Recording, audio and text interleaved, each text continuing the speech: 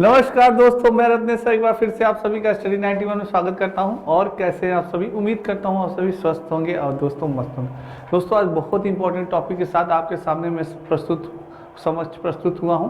दोस्तों जिस टॉपिक से आपके एग्जाम में, चाहे वो सीटेट का एग्जाम हो या सुपर टेट का एग्जाम हो, या दोस्तों अगर आप किसी कंपटीशन की तैयारी कर रहे हैं, जैसे यूपी पुलिस की तैयारी कर रहे हैं, अगर आप एसएससी जीडी की तैयारी कर रहे हैं, तो आपके हर एग्जाम में दोस्तों एक या दो क्वेश्चन इस टॉपिक से जरूर पूछा जाता है दोस्तों। यानी इस टॉपिक का नाम है दोस्तों पौधों से जुड़े महत्वपूर्ण तत्व। दोस्तों पौधे हमारे लिए कितने महत्वपूर्ण होते हैं ये सब हम सब जानते हैं, बिल्कुल बहुत अच्छी तरह से आप सभी जानते हैं कि पौधे हमारे जीवन के लिए बहुत ही इंपॉर्टेंट होते हैं। तो दोस्तों जैसे कि आप जानते हैं कि अभी आपके सीटेट एग्जाम में नेफेंथिस पौधे से कई बार क्वेश्चन पूछे गए दोस्तों, और रेगिस्तान ओक पौधे से बहुत ही क्वेश्चन पूछे गए। तो इसी प्रकार से कुछ महत्वपूर्ण पौधे हैं जिनसे कि हम जो सीटेट का एग्जाम हो रहा है दोस्तों उसमें क्वेश्चंस पूछे जा रहे हैं, तो उसके ही थोड़ा सा बहुत जानकारी लेंगे। आइए सेशन स्टार्ट करते हैं। सेशन स्टार्ट करने से पहले एक बार सभी लोग ज़्यादा शेयर कर दें और लाइक कर दें। सभी को राधे राधे, जय श्री कृष्ण दोस्तों, जय श्री राम। आइए दोस्तों सेशन स्टार्ट करते हैं, सभी लोग एक बार शेयर कर दें। दोस्तों अपनी हिंदी पढ़ेंगे, अपनी हिंदी मात्र 999 रुपए में। दोस्तों ये आपका हिंदी का बैच है मात्र 999 रुपए में। यूपी टेट का बैच आपका 999 रुपए में। जो बच्चे यूपी टेट की तैयारी कर रहे हैं वो इस बैच को ले सकते हैं आसानी से। 999 रुपए का ये भी बैच है आपका। और सुपर टेट का बैच आपका दोस्तों 1799 रुपए में आपका सुपर टेट का बैच है। आरओ का बैच आपका 499 रुपए का है। और एसएससी जीडी का बैच आपका 699 रुपये में। जो बच्चे एसएससी जीडी की तैयारी कर रहे हैं उनके लिए बहुत ही सुनहरा मौका है दोस्तों। इतनी अच्छी वैकेंसी आई है, बहुत ही अच्छा मौका है, तो आप इस बैच को ज्वाइन कर सकते हैं। वीडियो मॉक टेस्ट 249 रुपये में। अब सिलेक्शन ही एकमात्र लक्ष्य है दोस्तों। स्टडी 91 का सिर्फ एकमात्र लक्ष्य है आपका सिलेक्शन दोस्तों। और अगर आपको इन बैचेस को लेने में कोई दिक्कत या परेशानी, तो आप इस नंबर पे कॉल कर सकते हैं 7007734525 पे। इस पे आप कॉल कर सकते हैं दोस्तों, बहुत इंपॉर्टेंट है, ठीक है। आइए दोस्तों सबसे पहले निफेंथिस पौधे के बारे में बात करते हैं। निफेंथिस पौधा दोस्तों वेरी इंपॉर्टेंट, सभी लोग इधर ध्यान करिएगा और सभी लोग कॉपी कलम लिए रहिएगा। जितना आप लिखेंगे दोस्तों उतना आपको याद होगा। मैंने कहा ना, करत करत अभ्यास ते जड़मति हो सुजान, रसरी आवत जाते सिल पे पड़त निशान। तो दोस्तों वही चीज है। निफेंथिस पौधा दोस्तों बहुत इंपॉर्टेंट है। निफेंथिस पौधा, इस पौधे के बारे में दोस्तों बात करते हैं। ये निफेंथिस नामक पौधा कहाँ मिलता है? सबसे पहला पॉइंट हमारा कहाँ मिलता है? ये इंडोनेशिया, ऑस्ट्रेलिया और भारत के मेघालय में पाया जाता है। भारत के कहाँ पाया जाता है? मेघालय में पाया जाता है। नहीं तो ये इंडोनेशिया में या ऑस्ट्रेलिया में पाया जाता है दोस्तों, ठीक है। तो सबसे पहला आपका क्वेश्चन अगर पूछा जाए कि बताइए ये भारत में कहाँ पाया जाता है, तो भारत में ये कहाँ पाया जाता है? तुरंत लिखिए दोस्तों, भारत में यह मेघालय में पाया जाता है। कहाँ पाया जाता है सर? मेघालय में पाया जाता है। तुरंत लिखिए दोस्तों, कहाँ पाया जाता है? भारत में यह मेघालय में पाया जाता है। और बात करें और कहाँ पाया जाता है, और देखा जाए दोस्तों तो यह इंडोनेशिया में पाया जाता है। कहाँ पाया जाता है? इंडोनेशिया में पाया जाता है। कहाँ पाया जाता है? इंडोनेशिया में। लिखिए तुरंत, कहाँ पाया जाता है निफेंथिस पौधा? इंडोनेशिया में पाया जाता है। और कहाँ पाया जाता है? ऑस्ट्रेलिया में पाया जाता है। इंडोनेशिया, ऑस्ट्रेलिया और भारत में मेघालय। दोस्तों आप आए हैं तो कुछ लेके जाइए, ऐसा यानी पढ़िए ऐसा कि कुछ याद रहे आपको, ठीक है, मेरी क्लास में। तो ये निफेंथिस पौधा कहाँ होता है? इंडोनेशिया में, ऑस्ट्रेलिया में और भारत के मेघालय में। दूसरी पॉइंट, यह पौधे कीड़े मकोड़े और छोटे जीवों का शिकार करता है। किसका शिकार करता है या क्या खाता है? तो ये कीड़े मकोड़े खाता है दोस्तों। देखिए, कीड़े मकोड़े और छोटे जीवों का शिकार। अरे ऐसा पौधा जो सोचिए कीड़े मकोड़े और जीव खाता है, क्या बात है। ये पौधा दोस्तों निफेंथिस पौधे से भर भर के आपके सीटेट एग्जाम में क्वेश्चन पूछे गए थे। यह पौधा लंबे घोड़े जैसा होता है। कैसा होता है? लंबे घोड़े जैसा दिखता है, जिसके ऊपर पत्ती का ढक्कन लगा होता है और इसमें से खुशबू निकलती है, जिसकी वजह से कीड़े मकोड़े उसके अंदर फंस जाते हैं दोस्तों। क्या होते हैं? कीड़े मकोड़े उसके अंदर फंस जाते हैं दोस्तों। यह एक प्रकार का पौधा बना होता है। देखिए दोस्तों कैसे बना होता है दोस्तों, बनाने का थोड़ा मैं प्रयास करता हूँ आपको। ये किस प्रकार का पौधा बना रहता है दोस्तों, इस प्रकार का पौधा बना रहता है दोस्तों, और इस पे एक ढक्कन ऐसे बना रहता है, ऐसे ढक्कन नुमा ऐसा बना रहता है दोस्तों, ऐसे बना रहता है आपका पौधा, एक ढक्कन नुमा बना रहता है ऐसे। और जैसे ही दोस्तों इसमें से एक स्मेल निकलती है, क्या निकलती है? एक स्मेल निकलती है। जैसे इसमें से एक स्मेल निकलती है दोस्तों, तो जो कीड़े मकोड़े होते हैं दोस्तों, वो कीड़े मकोड़े इसको जैसे ही सूंघ के यहाँ पे आते हैं, बैठ जाते हैं, और ये तुरंत अपना ढक्कन क्या करता है? बंद कर लेता है दोस्तों। ठीक है, ये पौधा दोस्तों बहुत ही इंपॉर्टेंट है। ये पौधे से यानी कई बार इससे क्वेश्चन पूछा गया है कि यह पौधा लंबे घोड़े जैसा दिखता है, जिसके ऊपर पत्ती का ढक्कन लगा रहता है। किसका ढक्कन लगा रहता है? पत्ती का ढक्कन लगा होता है, और इसमें से खुशबू निकलती है। क्या निकलती है दोस्तों? खुशबू निकलती है, जिसकी वजह से कीड़े मकोड़े उसके अंदर आते हैं और फंस जाते हैं। बहुत इंपॉर्टेंट क्वेश्चन है। निपेंथिस दोस्तों सर्वप्रथम पूछा जा सकता है कहाँ पे पाया जाता है? तो इंडोनेशिया, ऑस्ट्रेलिया और भारत के मेघालय में। और यह क्या खाता है? यह पौधे कीड़े मकोड़े और छोटे जीवों का शिकार करता है। यह किस प्रकार से दिखाई देता है? यह पौधा लंबे घोड़े जैसा दिखता है, जिसके ऊपर पत्ती का ढक्कन लगा होता है, और इसमें से खुशबू निकलती है, जिसकी वजह से कीड़े मकोड़े उसके अंदर फंस जाते हैं और वह आसानी से उन्हें खा लेता है दोस्तों। तो ये था निफेंथिस पौधे के बारे में चर्चा। अब दोस्तों निफेंथिस से अगर कोई भी क्वेश्चन पूछेगा तो आपका गलत नहीं होना चाहिए दोस्तों। ठीक है, अब बात करते हैं दोस्तों, अब बात करते हैं आपके निफेंथिस पौधों को घटपर्णी पौधा भी कहा जाता है। पॉइंट नोटेड माय स्टूडेंट, क्या कहा जाता है? घटपर्णी पौधा। क्या कहा जाता है? घटपर्णी पौधा भी कहा जाता है। तुरंत लिखिए, निफेंथिस को घटपर्णी पौधा भी कहा जाता है। क्या कहा जाता है दोस्तों? घटपर्णी पौधा भी कहा जाता है। घोड़े जैसा दिखता है तो इसीलिए क्या कहा जाता है? घटपर्णी। घोड़े जैसा दिखने वाला पौधा घटपर्णी। कौन सा पौधा? निफेंथिस पौधा दोस्तों। ठीक है, अन्य कीट भक्षी पौधे भी होते हैं, जो कीट भक्षी पौधे होते हैं। जैसे निफेंथिस कीट भक्षी पौधा होता है, उसी तरह से अन्य भी होते हैं। जैसे आपका क्या हो गया? ड्रोसोरा या संड्यूट दोस्तों हो गया। ठीक है, डायोनिया हो गया। क्या हो गया? डायोनिया हो गया। और कौन हो गया? सेरोसेनिया हो गया, और यूट्रिकुलेरिया हो गया। जैसे आपसे पूछ सकता है दोस्तों कि कौन से कीट भक्षी पौधे होते हैं, अन्य कौन से कीट भक्षी पौधे होते हैं? तो आप ध्यान रखिएगा, यूट्रिकुलेरिया को माना जाता है कीट भक्षी पौधा, सेरोसेनिया को पाया जाता है, डायोनोनिया को पाया जाता है। डायोनिया को कहा ये होता है कीट भक्षी पौधा, और ड्रेसोरा या संड्यूसिस दोस्तों, ये पौधे जो होते हैं ये सारे क्या होते हैं? ये सारे पौधे कीट भक्षी पौधे होते हैं दोस्तों। क्या होते हैं? कीट भक्षी पौधे होते हैं। क्या होते हैं? कीट भक्षी पौधे होते हैं। कीट भक्षी पौधे होते हैं। ये सारे आपके जो पौधे होते हैं ये कीट भक्षी पौधे माने जाते हैं दोस्तों। ठीक है, कौन कौन से? डायोनिया, सेरोसेनिया, यूट्रिकुलेरिया, डेसोरिया और निफेंथिस दोस्तों। ठीक है, निफेंथिस। तो ये बहुत इंपॉर्टेंट है, इसको अपने दिमाग में बैठाए रखिएगा सभी लोग, वेरी इंपॉर्टेंट है। नेक्स्ट बात करते हैं दोस्तों क्रोटेन पौधे की। क्रोटेन पौधा ये भी दोस्तों बहुत ही इंपॉर्टेंट है, वेरी इंपॉर्टेंट है। क्रोटेन पौधा से भी आपके सीटेट में 1 या 2 क्वेश्चन आए थे, वेरी इंपॉर्टेंट। आइए जानते हैं पॉइंट्स। क्रोटेन पौधे जमीन के बारे में उसकी दशा को बता देते हैं। जमीन के बारे में उसकी दशा को बता देता है क्रोटेन पौधा। कैसे बता देता है? आइए जानते हैं। यानी सिग्नल दे देते हैं। क्या दे देते हैं? सिग्नल दे देते हैं। सिग्नल दे देते हैं। क्रोटेन पौधों की जड़ जमीन में ज्यादा गहरी नहीं जाती। ज्यादा गहरी क्या करती है? नहीं जाती है। जब मिट्टी सूखने लगती है तो इस पौधे की पत्तियां सूखने लगती है और झड़ने लगती है, जिससे मिट्टी का पता चल जाता है कि मिट्टी सूख रही है। तो यह एक प्रकार का सिग्नल हो जाता है दोस्तों। जैसे क्या होता है दोस्तों, जो आपका क्रोटेन पौधा होता है, यह क्रोटेन पौधा, इसकी जड़ जो होती है दोस्तों बहुत ही अंदर तक नहीं जाती, बहुत अंदर तक नहीं जाती, बस थोड़ी दूर तक रहती है। और जैसे मिट्टी में जो शुष्कपन होता है दोस्तों, जो गीलापन होता है, जैसे ही वो खत्म होने लगता है तो क्या होता है? वो पौधा भी सूखने लगता है, उसकी पत्तियां भी क्या होती हैं दोस्तों?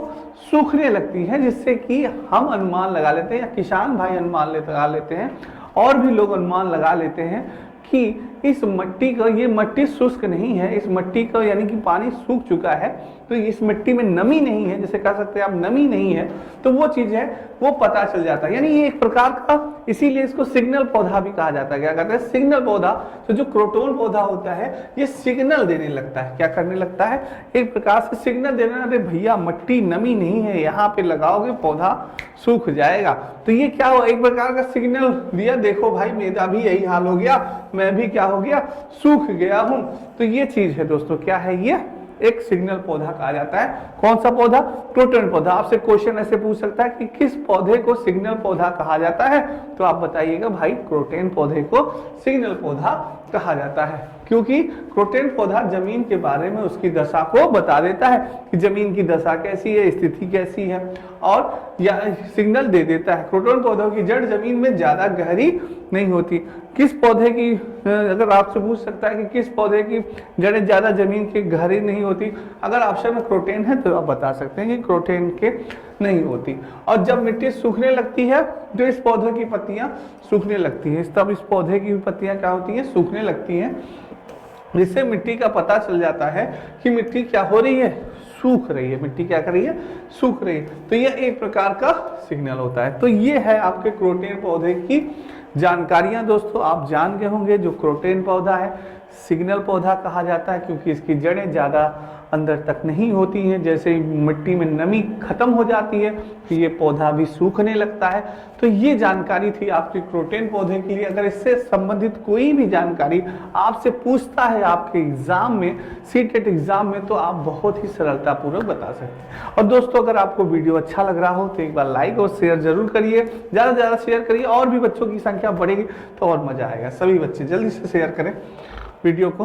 दोस्तों अपनी हिंदी मात्र 299 रुपए में, वीडियो का बैच 199 रुपए में, पुस्तक है दोस्तों, वीडियो का पुस्तकें 199 रुपए में, पेड कॉम्बो 350 रुपीज में, और दोस्तों पेड बुक आपकी 300 रुपीज में, आर की बुक दोस्तों आपकी 175 में, लेखपाल कॉम्बो आपका 300 रुपीज में। फ्री डिलीवरी है दोस्तों। क्या है? फ्री डिलीवरी है। ये सारी पुस्तकों का फ्री ऑफ कॉस्ट है, कहीं भी आप मंगवाइए। इन पुस्तकों को आप कहीं भी मंगवाइए, आपको कोई चार्ज देने की आवश्यकता नहीं है, फ्री डिलीवरी है। और दोस्तों एक महत्वपूर्ण सूचना ये है कि अगर आपको इन पुस्तकों को मंगवाने में कोई दिक्कत परेशानी, तो इस नंबर पे कॉल कर सकते हैं 7007773452 पे। एक बार आप लोग इसका स्क्रीनशॉट ले लीजिए। जिन बच्चों को पुस्तकें मंगवानी हैं वो आसानी से मंगा सकते हैं।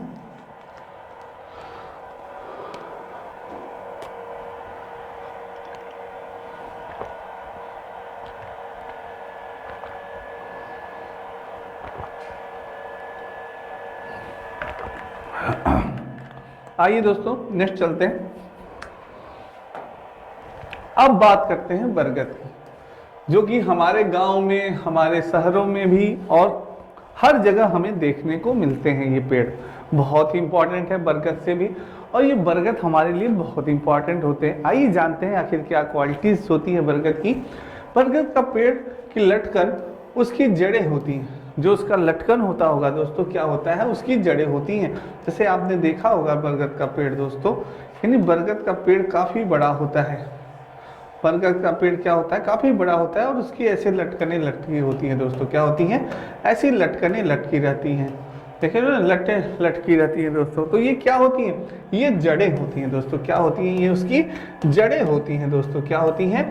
ये जड़ें होती हैं बरगद की, जो कि ये टहनियों से निकलती हैं। किससे निकलती हैं? टहनियों से निकलती हैं, और बढ़ते बढ़ते जमीन के अंदर चली जाती हैं। कभी कभी क्या होता है, ये जमीन के अंदर भी चली जाती हैं दोस्तों। क्या होता है? ये जमीन के अंदर चली जाती हैं, और यह जड़ें मजबूत खंभों की तरह पेड़ को सहारा देती हैं। सोचिए, जो बहुत ही पुराने बरगद के पेड़ हो जाते होंगे दोस्तों, कैसे बहुत ही कम रेयर केस में आप लोगों ने देखा होगा कहीं कहीं पे, पर जो बहुत पुराने बरगद के पेड़ हो जाते हैं तो उनकी जड़ें, जी लटें जो होती हैं दोस्तों, उनकी लटें क्या होती हैं? जमीन के अंदर चली जाती हैं, और ये क्या करती हैं? उनको सहारा देती है मजबूत खंभों की तरह। किस तरह से? मजबूत खंभों की तरह से उसे सहारा देती है, और उसे गिरने नहीं देती। इस वजह से बरगद का पेड़ कई वर्षों तक दोस्तों चलता है, ठीक है, कई वर्षों तक वो रहता है। तो इस तरह से बरगद का पेड़ बहुत ही लाभदायक होता है। अब बरगद के पेड़, अब बात करते हैं दोस्तों रेगिस्तानी ओक के बारे में। रेगिस्तानी ओक वेरी इंपॉर्टेंट, आपके सी-टेट में भर भर के इससे क्वेश्चन पूछे गए रेगिस्तान ओक से, वेरी इंपॉर्टेंट दोस्तों, ठीक है, वेरी इंपॉर्टेंट। अब बात करते हैं रेगिस्तान ओक के। ऑस्ट्रेलिया में रेगिस्तान ओक पेड़ पाया जाता है। सर्वप्रथम कहाँ पाया जाता है दोस्तों, ये कहाँ पाया जाता है, ऑस्ट्रेलिया में पाया जाता है। पॉइंट नोटेड माय स्टूडेंट, कहाँ पाया जाता है, जल्दी से लिखिए, ऑस्ट्रेलिया में पाया जाता है। कहाँ पाया जाता है भाई साहब, ये ऑस्ट्रेलिया में पाया जाता है। कहाँ पाया जाता है, ऑस्ट्रेलिया में पाया जाता है। रेगिस्तानी पेड़ है ये, रेगिस्तानी ओक पेड़ पाया जाता है, जिसकी ऊंचाई 11 से 12 फीट।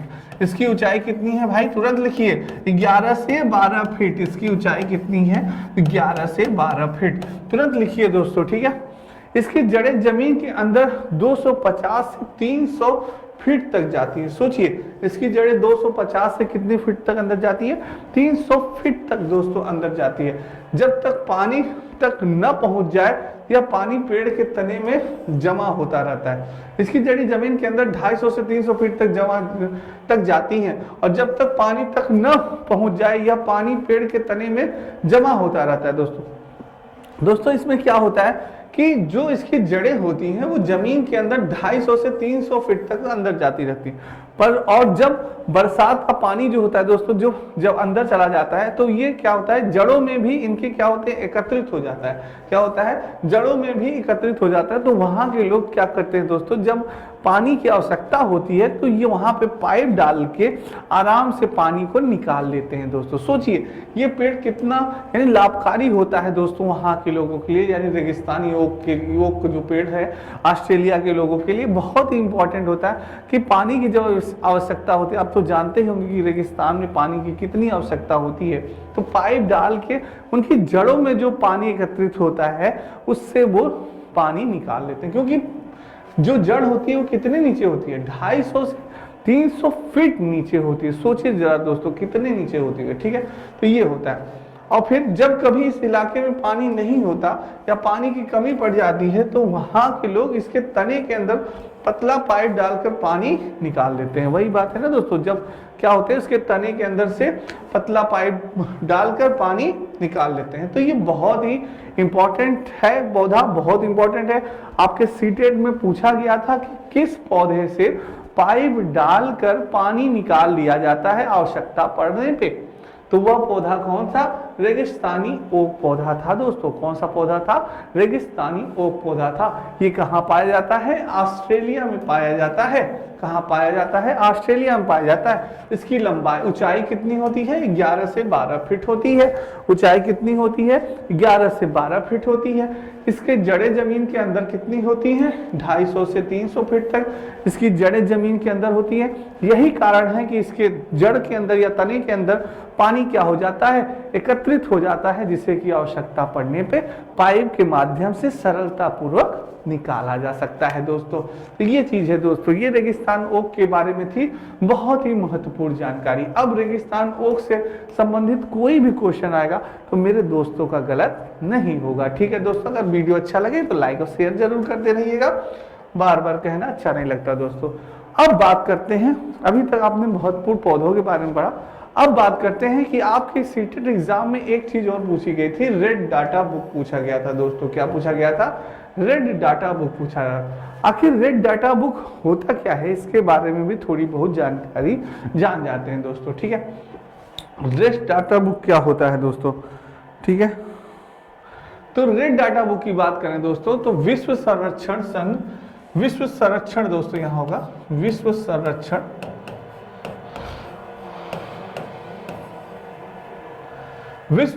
संघ, जिसे यानी विश्व संरक्षण संघ दोस्तों, जिसे पूर्व में अंतरराष्ट्रीय प्राकृतिक एवं प्राकृतिक संपदा संरक्षण संघ IUCN और IUCNR के नाम से भी जाना जाता है। ये आपका विश्व संरक्षण संघ है, जिसे पूर्व में अंतरराष्ट्रीय प्राकृतिक एवं प्राकृतिक संपदा संरक्षण संघ IUCN के नाम से भी जाना जाता है दोस्तों।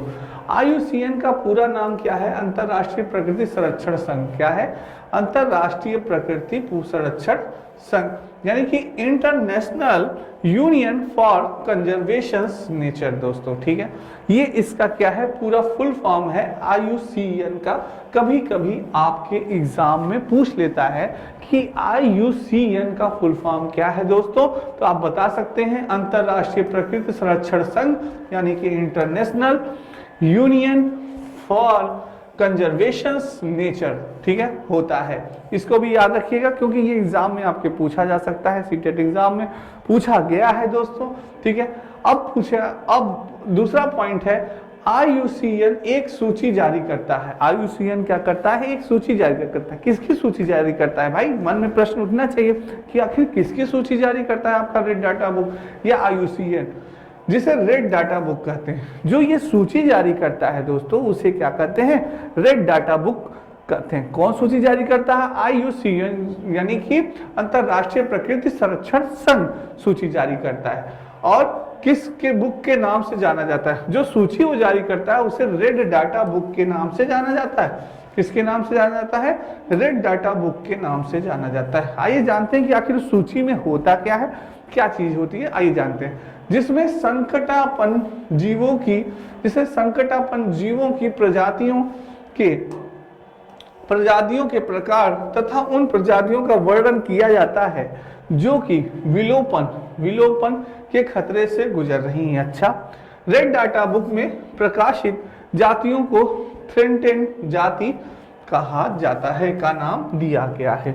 दोस्तों क्या होता है, उस सूची में क्या होता है, उस सूची में यह होता है कि जो प्रजाति, जो जानवरों की प्रजाति होती है जो विलुप्त होती जाती है, क्या होती है, विलुप्त, यानी विलोपन, यानी कि विलुप्त, समाप्त होती रहती है, उन प्रजाति के बारे में सारा वर्णन, सारा डाटा दिया जाता है कि भाई इस प्रजाति के जानवर जो है वो खत्म हो रहे हैं, इस प्रजाति के जानवर जो है ये खत्म हो रहे हैं, इनकी संख्या कम होती जा रही है, इनकी संरक्षण करें, इनकी सुरक्षा करें, नहीं तो ये धीरे धीरे इनका अस्तित्व इस दुनिया से क्या हो जाएगा, समाप्त हो जाएगा। तो उन प्रजातियों की सारी लिस्ट किसमें होती है, आपके रेड डाटा बुक में होती है कि भाई बाघ का संरक्षण करें, चील का संरक्षण करें, बाज का। देखिए दोस्तों, पहले चील बाज कितने हमें देखने को मिलते थे, पर क्या अब हमें चील बाज गोरैया सारे पक्षी आखिर कहाँ हैं, कहाँ चले गए हैं, क्यों इनके यानी कि विलुप्त हो रहे हैं ये, इसका कारण क्या है। तो यही सब कारण है दोस्तों, जानना है कि क्या कारण है, किस कारण से ये विलुप्त हो रहे हैं। तो ये सारी सूचियां इसी तरह से प्रजातियां दी जाती हैं कि भाई बाज गायब हो रहे हैं, चील गायब हो रहे हैं, तो वो किस लिस्ट में होती थी, वह रेड डाटा बुक लिस्ट नामक लिस्ट में होती थी। किसमें, रेड डाटा बुक में। कौन जारी करता था भाई, IUCN की एक सूची जारी करती थी, IUCN की एक सूची जारी करती थी। और दोस्तों इस पे एक ये क्वेश्चन बन सकता है कि जो प्रजातियां विलोपन की स्थिति में हैं, जो प्रजातियां विलुप्त हो रही हैं, उन्हें क्या कहा जाता था, उन जातियों को थ्रेटेंड कहा जाता था। दोस्तों लिखिए, क्या कहा जाता था, थ्रेटेंड कहा जाता था, थ्रेटेंड जाति कहा जाता था। लिखिए दोस्तों, थ्रेटेंड दोस्तों इंपॉर्टेंट है, आ सकता है, इसीलिए कह रहे हैं थ्रेटेंड जाति कहा जाता था। क्या कहा जाता था, थ्रेटेंड जाति कहा जाता था। जो जातियां क्या हो रही हैं दोस्तों, जो जातियां विलुप्त हो रही हैं, उन्हें क्या कहा जाता था, थ्रेटेंड जाति कहा जाता था। ठीक है, जो जीव जंतुओं की प्रजातियां होती हैं जो विलुप्त हो रही हैं, उन्हें क्या कहा जाता था, थ्रेटेंड जाति कहा जाता दोस्तों। तो ये रेड डाटा बुक की कुछ महत्वपूर्ण यानी कि सूचना थी दोस्तों, बहुत इंपॉर्टेंट है ये आपके लिए, वेरी इंपॉर्टेंट है रेड डाटा का। तो ये अब आप जान गए कि रेड डाटा बुक क्या होता है। अगर आपसे कोई पूछेगा तो आप सरलता पूर्वक बता सकते हैं कि विश्व संरक्षण संघ, जिसमें पूर्व में अंतरराष्ट्रीय प्राकृतिक एवं प्राकृतिक संपदा संरक्षण संघ IUCN और IUCNR के नाम से जाना जाता है। IUCN का फुल फॉर्म क्या होता है, अंतरराष्ट्रीय प्रकृति संरक्षण संघ, यानी कि इंटरनेशनल यूनियन कंजर्वेशन नेचर होता है। ये फुल फॉर्म हो गया दोस्तों, ये भी बहुत इंपॉर्टेंट है। IUCN एक सूची जारी करता है जिसमें रेड डाटा बुक के नाम से जाना जाता है। IUCN एक सूची जारी करता है जिसे किस नाम से जाना जाता है, रेड डाटा बुक के नाम से जाना जाता है, जिसमें संकटापन्न जीवों की प्रजातियों के प्रकार तथा उन प्रजातियों का वर्णन किया जाता है जो कि विलोपन के खतरे से गुजर रही है। रेड डाटा बुक में प्रकाशित जातियों को थ्रेटेंड जाति कहा जाता है। कौन सी जाति कहा जाता है? ट्रेंडेड जाति। दोस्तों कमेंट करते रहिए, लिखते रहिए, जितना लिखेंगे उतना याद होगा, क्योंकि मैंने कहा था ना, करत करत अभ्यास ते जड़मत हो सुजान, रसरी यावत जात ते सिल पे पड़त निशान। तो जितना आप लिखेंगे दोस्तों उतना आपको याद होगा। ये क्या हो गया? ट्रेंडेड जाति होगी दोस्तों। नेक्स्ट चलते हैं आपके हिंदी इंडिविजुअल का कंप्लीट कोर्स बैच प्रारंभ दोस्तों मात्र 999 रुपए में, नितिन सर के द्वारा मात्र 999 रुपए में आपका ये बैच है दोस्तों हिंदी का। दोस्तों आप लोग जैसा कि जानते होंगे कि हिंदी में कुछ टॉपिक्स होते हैं जो कि बहुत ही टफ माने जाते हैं। जैसे अगर आप देखें संधि को ले लीजिए, समास ले लीजिए, अलंकार ले लीजिए, तो ये बहुत ही टफ माने जाते हैं। तो दोस्तों अगर आप एक बार नितिन सर की क्लास करेंगे तो ये टॉपिक आपको यूं ऐसे हवा लगेंगे, अरे सर ने क्या बढ़िया समझाया, क्या बढ़िया। तो बहुत ही अच्छे ढंग से सर ने समझाया है, यूट्यूब पे इनकी वीडियो पड़ी हुई है, आप एक बार पढ़ लीजिए, ठीक है। जब आपको दोस्तों लगे कि वाह वाकई में सर ने बहुत ही अच्छा पढ़ाया यार, क्या बात, इतना आसानी तरीके से सर ने पढ़ाया है, तब दोस्तों आप इनकी बैच को ज्वाइन कर लीजिए आसानी से, ठीक है। तब आप मेरे कहने पे आप मत ज्वाइन करिए। जब आपको लगे कि हाँ वाकई में सर ने बहुत अच्छा, वाकई में बहुत अच्छा पढ़ाया ही है, तब आप सर की ये बैच ज्वाइन करिए दोस्तों, ठीक है। जिन बच्चों का जिस कंपटीशन में, अगर कोई कंपटीशन आप दे रहे हैं उसमें अगर हिंदी है, तब दोस्तों ये आपके लिए बहुत लाभदायक है, ठीक है। नेक्स्ट चलते हैं दोस्तों, वे चीजें जिनसे पिछली संस्कृति के बारे में पता चलता है। आइए जानते हैं थोड़ी सी जानकारी कि किन चीजों से पिछली संस्कृति के बारे में पता चलता है, कि जो पीछे जो हमारी यानी प्राचीन संस्कृतियां थी, आखिर उनका पता हमें कैसे चला कि ये हमारी प्राचीन संस्कृतियां थी, ये हमारे जीव जंतु थे, कैसे पता चला? दोस्तों पुस्तक की तरह ही पुरानी इमारतें क्या होती हैं? पुरानी इमारतें, दस्तावेज यानी कि पुस्तकें, बुक्स, सिक्के, चित्र भी हमें समय में पीछे जाने और उसे समझने का अवसर देते हैं। यानी वे चीजें जिनसे हम पिछली संस्कृति के बारे में पता चलते हैं। तो दोस्तों क्या होता है, सबसे पहले पुस्तक की तरह पुरानी इमारतें, जब हमने पुरानी इमारतें देखते थे, जैसे आज आपने देखा होगा दोस्तों, अगर आप जयपुर गए होंगे तो हवा महल आपने देखा होगा। हवा महल देखिए किस प्रकार से हवा महल, शीश महल देखा होगा। ऐसे दोस्तों आपने जल महल देखा होगा, किस प्रकार देखिए पानी के बीच में महल बनाया गया, कैसे बनाया गया, क्या टेक्निक यूज की गई। तो यानी कि उससे संस्कृति का पता चलता है, वो यानी किस प्रकार से बनाया गया, किस प्रकार से मॉडल तैयार किया गया, उसका पता चलता है। पुरानी इमारतों का पता चलता है, दस्तावेजों का पता चलता है। सिक्के चित्र भी हमें समय में पीछे, और जो हमें सिक्के मिलते हैं दोस्तों, जो चित्र मिलती है, पेंटिंग्स जो मिलती हैं दोस्तों, उनसे भी हमें पता चलता है। और समय से जो भी चीजें होती हैं उनसे हम अपने पीछे समय में क्या क्या घटनाएं घटित हुई हैं उनका हमें पता चल जाता है। किससे? आप जान सकते हैं पुरानी इमारतों से, दस्तावेजों से, सिक्कों से, चित्रों के माध्यम से हम जान जाते हैं। दस्तावेज लिखित होते हैं। दस्तावेज क्या होते हैं? कभी आपसे कोई पूछे कि आखिर दस्तावेज क्या होता है, तो आप बताइए कि दस्तावेज लिखित होते हैं। उन्हें पढ़कर बीते समय के बारे में जान सकते हैं। क्या कर सकते हैं? बीते समय के बारे में जान सकते हैं। उस समय के समाज और उनके रहन सहन और भाषा विकास को सरलता पूर्वक हम जान सकते हैं। किसमें? दस्तावेज के माध्यम से, जिसमें सारी चीजें लिखी रहती हैं कि आखिर पुराने प्राचीन समय में हमारी क्या संस्कृति थी, प्राचीन समय में हम लोग किस प्रकार से पहनते थे, किस प्रकार से त्योहार मनाते थे, सारी चीजों का विवरण क्या होता है आपके दस्तावेज में होता है। दोस्तों एक बार ज्यादा से ज्यादा वीडियो को लाइक और शेयर करते रहे सारे बच्चे। तो ये किसमें होता है? आपके दस्तावेज में होता है। अब चित्र की बात की जाए, आखिर चित्र कैसे, चित्र के माध्यम से कैसे जानेंगे? तो जो पुराने चित्र और मूर्तियों को देखकर, जैसे चित्र और मूर्तियों को देखकर उस समय की कला के विकास को जाना सकता है। यानी हमने देखा दोस्तों, जो पुराने चित्र हुए और जो पुरानी मूर्तियां थी दोस्तों, उन मूर्तियों को देखा हमने और पुराने चित्र को देखा, तब हमें अनुमान लग गया, अरे यार उस समय के कलाकार क्या बात थी, कैसी कलाकृति की है, देखिए कैसी पेंटिंग की है इन्होंने, कैसी मूर्तिकार की है, क्या बताया, मूर्ति में जान भर दी है इन्होंने। वो यानी पहले के लोग कितने जीनियस थे दोस्तों। यानी कि उनके अंदर वो सारी चीजों का पता हमें किससे चलता है? उनके यानी कि चित्र के माध्यम से, उनकी मूर्तियों के माध्यम से। जब हम देखते हैं कि वाह वाकई में उनकी कल्पनाएं बहुत ही सराहनीय थी, कि किस प्रकार से उन्होंने कितनी सुंदर कला का निर्माण किया।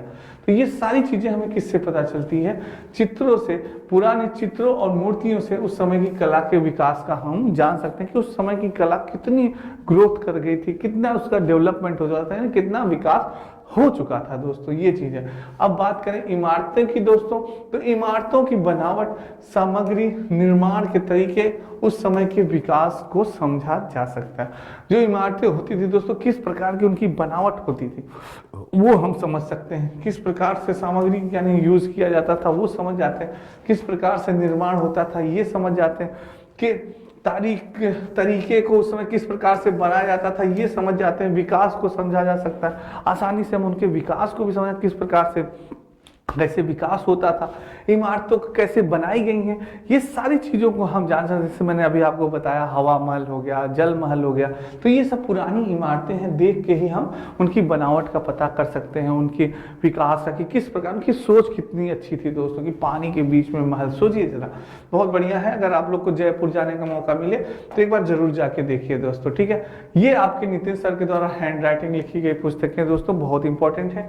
प्राचीन इतिहास हो गया, मध्यकालीन इतिहास हो गया, आधुनिक इतिहास हो गया, सामान्य हिंदी हो गया, इंडियन ज्योग्राफी, भारत का भूगोल, भारतीय राज्य व्यवस्था, बायोलॉजी, फिजिक्स, केमिस्ट्री, सारी पुस्तकें बहुत ही इंपॉर्टेंट हैं दोस्तों आपके लिए, ठीक है, वेरी इंपॉर्टेंट है। तो दोस्तों आज का सेशन आपको कैसा लगा कमेंट बॉक्स में जरूर कमेंट करिएगा। एक बार ज़्यादा से ज़्यादा लाइक और शेयर कर दीजिए दोस्तों। बहुत ही इंपॉर्टेंट क्लास थी आज की क्लास, क्योंकि जिन बच्चों का सीटेट का एग्जाम है दोस्तों, उनके लिए ये बहुत ही महत्वपूर्ण है। पौधों से संबंधित जानकारियाँ और भी कलाकृतियों के बारे में, दस्तावेज के बारे में, इन सारी चीज़ों के बारे में जानना बहुत ही ज़रूरी था दोस्तों। तो दोस्तों एक बार आप लोग जरूर इस क्लास को देखिए, पूरा नहीं समझ में आता रिपीट करके देखिए, ये आपके लिए बहुत लाभकारी होगी दोस्तों, ठीक है। तो आज के लिए इतना ही, कल फिर एक महत्वपूर्ण टॉपिक के साथ मिलेंगे। और कोई दिक्कत या परेशानी तो कमेंट बॉक्स में कमेंट करिएगा। सभी को राधे राधे, जय श्री कृष्ण और जय हिंद दोस्तों।